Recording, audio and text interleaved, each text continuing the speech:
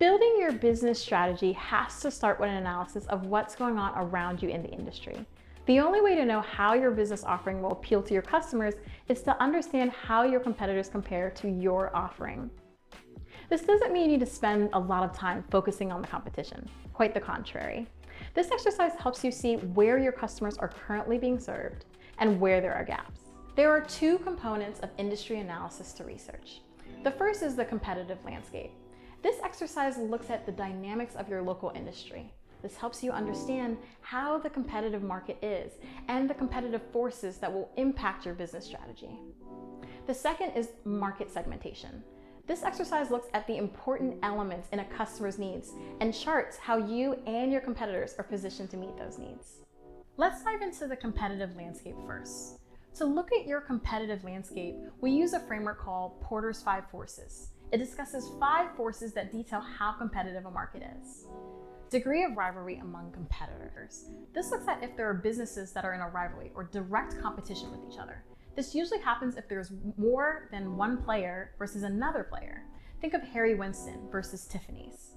The threat of substitute products. This looks at if there's another way your customer could meet the need without paying you or your competitor. For example, a direct substitute for a wedding planner would be the friends and family of a wedding couple who's decided to just DIY the event. The threat of new entrants in the market. This looks at how easy it can be to become a competitor in that market. To enter some industries, catering, for example, requires having multiple licenses and skills to legally cook for our customers. We call those barriers to entry. And the more barriers to entry, the less threat of new entrants. Bargaining power of suppliers. Every service needs a supplier, whether a camera store for a photographer or a floral wholesaler for a florist. This looks at if suppliers are in an advantage position. If there are fewer supply competitors, there's a higher demand for a product, and this means the bargaining power of the suppliers are much higher. Bargaining power of buyers. Similarly, you can explore the bargaining power of your customers. If your customers have plenty of options when you don't accept their pricing requirements, then the bargaining power of the buyer is much higher. The second analysis of market segmentation uses a framework called a market map to determine your positioning in the market. A market map charts 2 elements on a graph, similar to the X and Y axes from your math classes. These 2 elements represent the needs that you think are most important to a customer.